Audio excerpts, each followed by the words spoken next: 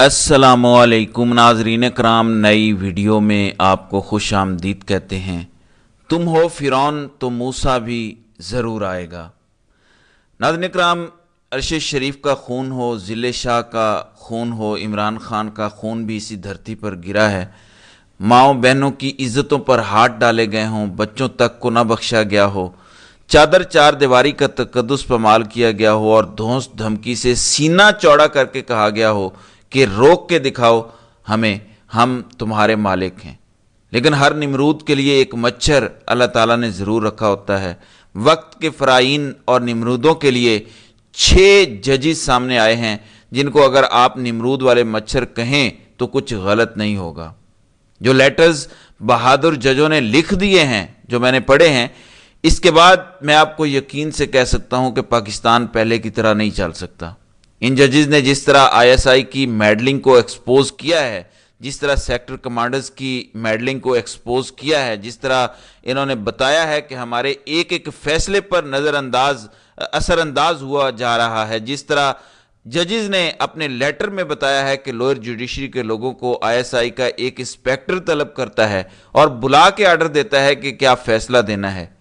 اتنی سی عزت رہ گئی ہے کہ ISI کے انسپیکٹر کی جج سے زیادہ طاقت ہے۔ یہ اس خط میں لکھا ہوا ہے۔ اس خط میں لکھا ہوا ہے کہ عمران خان کا جو ٹیریان وائٹ کا کیس تھا، اب ISI کا کیا تعلق ہے ٹیریان وائٹ کے کیس سے؟ اگر ایک کیس کسی نے کیا ہے، ساجد نامی بندے نے، عدلیہ دیکھ رہی ہے، ISI کا کیا لینا دینا ایک سابق وزیر اعظم کے کیس سے، جو کہتے ہیں ہم سیاست میں کوئی حصہ نہیں لیتے؟ ان کو تکلیف ہو گئی کہ 2 ججز نے اس فیصلے کو نان مینٹینیبلٹی کی بنیاد پر رد کر دیا۔ عامر فاروق نے اس کیس میں مینٹینیبلٹی کے حق میں فیصلہ دیا، لیکن 2 ججز نے کہا کہ یہ قابل سماعت نہیں ہے۔ پھر ان ججز کو بلیک میل کرنے کے لیے ان کی فیملی کو تنگ کیا گیا۔ مطلب کیا کیا نہیں کیا گیا جو اس خط میں لکھا گیا ہے۔ کس کیس میں؟ ٹیریان وائٹ کیس میں۔ تو یہ کتنے گندے لوگ ہیں جو اس ادارے میں بیٹھے ہیں، یہ کتنے غلیظ لوگ ہیں جو بیٹھے ہوئے ہیں۔ میرا سر شرم سے جھک گیا ہے جنہوں نے اس پاکستان کو، جو اسلامی جمہوریہ پاکستان ہے، دنیا کے تمام خطرات سے محفوظ رکھنا ہے، جبکہ وہ ٹیریان وائٹ کا جعلی کیس لے کر آئے تھے۔ یہ وہی لوگ ہیں جو عدت میں نکاح کا کیس لے کر آئے تھے۔ تو یہ کتنے غلیظ لوگ ہیں اور ہمارے انسٹیٹیوشنز پر کتنے غلیظ لوگوں کا قبضہ ہے۔ اس وقت دل دکھی ہے کہ ہمارے اداروں میں یہ کیسے لوگ بیٹھے ہوئے ہیں۔ پارڈن فار مائی لینگویج، آج بہت دل دکھا ہوا ہے۔ یہ لیٹر پڑھ کے مجھے لگتا ہے کہ اللہ کی طرف سے غیبی مدد ہے اس سسٹم کے لیے اور عوام کے لیے۔ اب جب امریکہ میں ڈونلڈ لو سے پوچھا جائے گا کہ تم کہتے ہو کہ پاکستان کا جوڈیشل سسٹم آزاد ہے اور الیکشن میں جو دھاندلی ہوئی ہے پاکستان کا جوڈیشل سسٹم آزادانہ تحقیقات کر لے گا، تب ہم قبول کر لیں گے۔ اب بتاؤ جوڈیشل سسٹم کتنا سا آزاد ہے؟ تو ڈونلڈ لو کی بھی بولتی بند ہو جائے گی۔ یہ اتنی بڑی غیبی مدد ہے۔ اس کے بعد جو بائیڈن بھی نہیں بول سکے گا کہ پاکستان کے سسٹم پہ ہمیں ٹرسٹ ہے، وہ جو کر رہے ہیں ٹھیک کر رہے ہیں۔ اور میں آپ کو بتا رہا ہوں کہ اطلاعات یہ ہیں کہ الیکشن کمیشن کے اندر بھی لوگ بھرے پڑے ہیں۔ الیکشن کمیشن کوئی 4-5 افراد کا گروہ نہیں ہے، تو وہاں سے بھی کوئی ایسا خط، ایسا بیان آ سکتا ہے جو دھاندلی کی گئی ہے۔ تو یہ سسٹم اندر سے پھٹنے والا ہو گیا۔ میں نے کہا تھا کہ پریشر اتنا ڈالو کہ لوگ برداشت کر سکیں۔ اب یہ پریشر کوکر پھٹنا شروع ہو گیا ہے۔ آپ کو اندازہ نہیں ہے تحریک انصاف کے بزدل لوگوں کو جو باہر بیٹھے ہیں اور عمران خان جیل میں ہیں، ان کو اندازہ نہیں ہے یہ کتنی بڑی قیامت آ گئی ہے اسلام آباد کے ایوانوں میں۔ یہ جج ارشد ملک جیسا کوئی سیشن جج نہیں ہے، احتساب عدالت کا جج نہیں ہے، یہ ہائی کورٹ کے ججز ہیں۔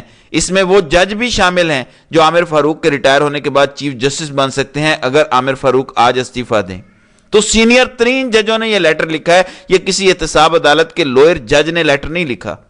آپ امیجن کریں تحریک انصاف کی جو باہر لیڈرشپ ہے اس کی بزدلی پر افسوس ہوتا ہے۔ مریم نواز نے پورا پلان ایکسٹریٹ کیا تھا ماشاءاللہ سے، جو ابھی بڑے صاحب ہیں انہوں نے ہی ارشد ملک کی ویڈیوز ان کو دی تھیں اور ارینج کیا تھا سارا۔ ایک ایسی خفیہ ویڈیو جو ریکارڈ کی گئی تھی جس میں ارشد ملک نے صرف یہ کہا کہ ہم پہ دباؤ تھا، ادارے کا دباؤ تھا، اس لیے فیصلہ دے دیا۔ مریم نواز نے پورے سسٹم کو ہلا کے رکھ دیا تھا صرف ایک جج کی بات پہ، اور وہ صرف احتساب عدالت کا جج تھا۔ امیجن کریں، یہ وہ ججز بولے ہیں جو ہائی کورٹ کے ججز ہیں، جو ایڈمنسٹریٹیولی ہائی کورٹ کنٹرول کرتی ہے لوئر جوڈیشری کو اسلام آباد کی. یہ وہ ججز بولے ہیں, یہ چھوٹی بات نہیں ہے, یہ پورا کو ہو گیا ہے. قاضی فائز عیسیٰ اور عامر فاروق کا فوری طور پر استعفیٰ آنا چاہیے اور تحریک انصاف کو یہ مطالبہ کرنا چاہیے کہ اگلے 24 گھنٹوں میں عمران خان کو رہا کریں. چلیں, بزدل لوگ ہیں باہر, آپ کہہ دیں 7 دن کے اندر اندر عمران خان کو تمام کیسز میں رہا کیا جائے, نہیں تو پورا ملک بند کر دیا جائے گا. 9 مئی آپ کہتے ہیں کہ بڑا واقعہ ہے, میں آپ کو بتاتا ہوں کہ 9 مئی دونوں کو ملا کر دیکھ لیں تو یہ اس سے بڑا واقعہ آج ہو گیا ہے. جس طرح ISI کو ننگا کر کے چوراہے میں کھڑا کر دیا ہے ان ججز نے, اس کے بعد تو پیچھے کوئی گنجائش ہی نہیں رہ جاتی باقی. اور آپ بزدلوں کی طرح کل پریس کانفرنس کریں گے, یعنی PTI کی لیڈرشپ کہہ رہی ہے کہ ہم کل پریس کانفرنس کریں گے. آپ کو پتہ ہے کیوں؟ عمران خان لیڈر ہے, بہادر بھی ہے, فیصلے کرنے بھی وقت پر جانتا ہے. یہ بزدل بھی ہیں اور ان کو لگ رہا ہے کہ کریں کیا.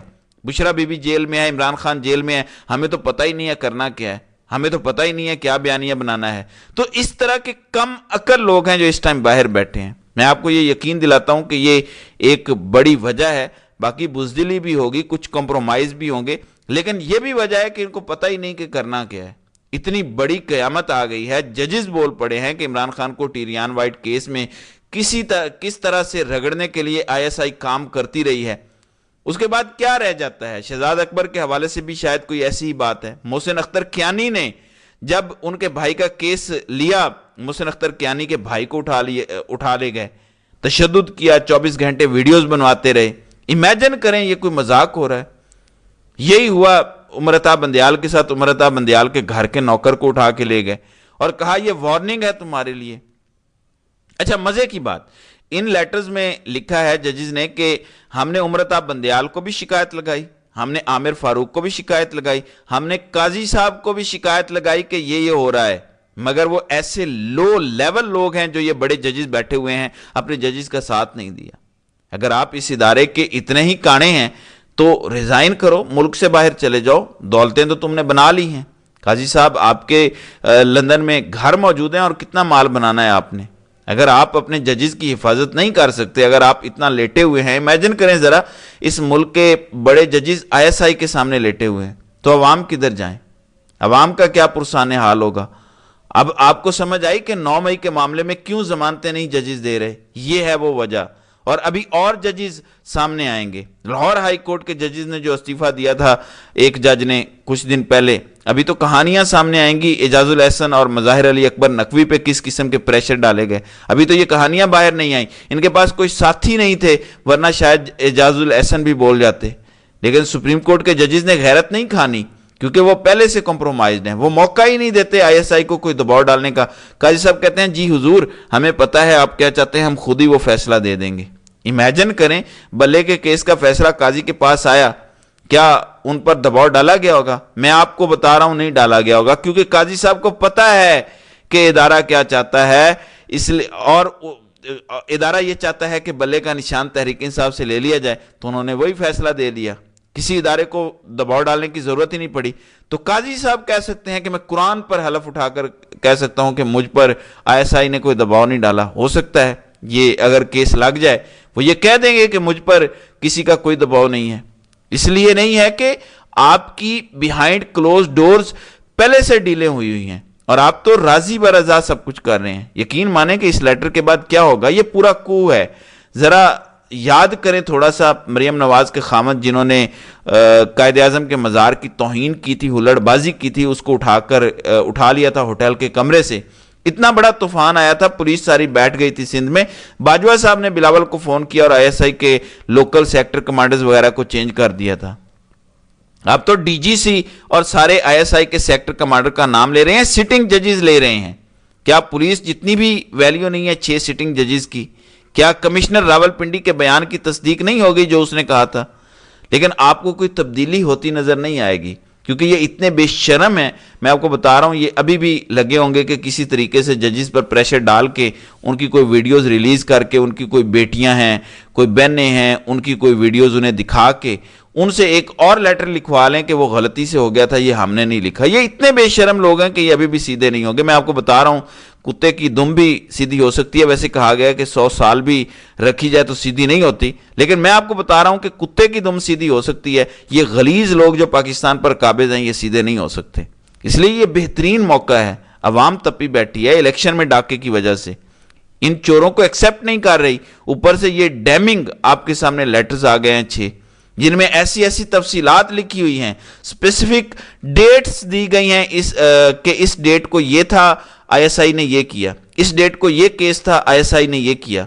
अब होना क्या चाहिए, इस पर तमाम जजेस का कन्वेंशन बुला के तमाम जजेस के बयानात रिकॉर्ड करवाए जाएं। लोअर जुडिशरी से भी, हाई कोर्ट से भी कहा जाए कि सबके बयानात कलम बंद करें। कहां कहां किस किस पे प्रेशर है। उसके बाद जज सिकंदर जुल्करनैन, हुमायूं दिलावर और जज बशीर से ऑन ओथ बयानात और स्टेटमेंट्स ली जाएं और पूछा जाए कि आपसे ये फैसले किसने करवाए, किसने आप पर दबाव डाला। ये इस मुल्क में करवाने के लिए दबाव डालना पड़ेगा, और ये कौन डालेगा? तहरीक इंसाफ की लीडरशिप कॉल करे और अवाम दबाव डाले। ये बेहतरीन मौका है इनको गर्दन से दबोचने का। अगर आप ये मौका ज़ाया कर देंगे तो सिवाय अफसोस के आपके हाथ में कुछ नहीं आएगा। तो नाज़रीन इकराम, आपकी इस वीडियो के हवाले से क्या राय है?